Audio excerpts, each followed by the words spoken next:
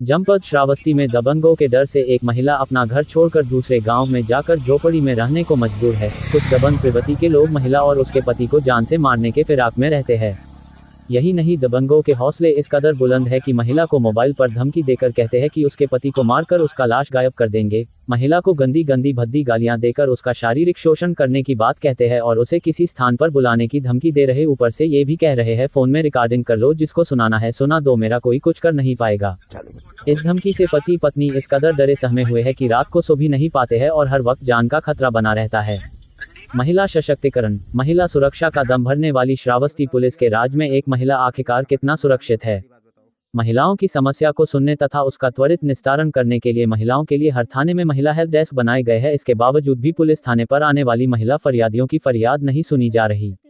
मामला इकोना थाना क्षेत्र की रहने वाली एक महिला गुड़िया पत्नी छेदीराम का है। गुड़िया का ससुराल इकोना के भमेपारा इटवारिया गांव में है, जहां पुरानी रंजिश के तहत गांव के ही दबंग किस्म के लोग गुड़िया और उसके पति को अपने घर में नहीं रहने दे रहे हैं। गांव के कुछ लोग गाली गलौज मारपीट पर उतारू हो जाते हैं और गड़ाबंदी करके गुड़िया के पति का रास्ता रोकते हैं।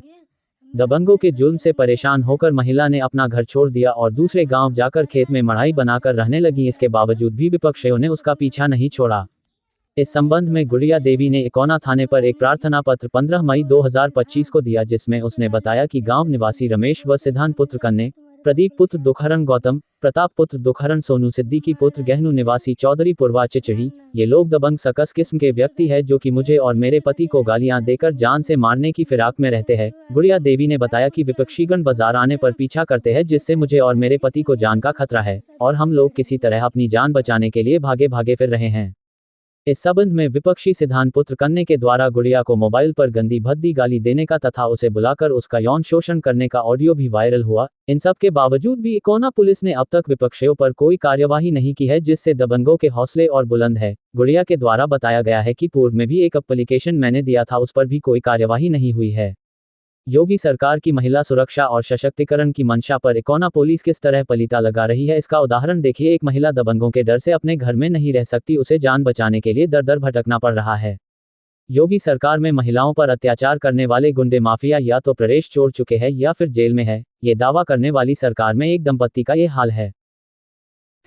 ये बताओ गुड़िया, क्या घटना तुम्हारे साथ हुई है, कहाँ के रहने वाली हो, सारी बात बताओ।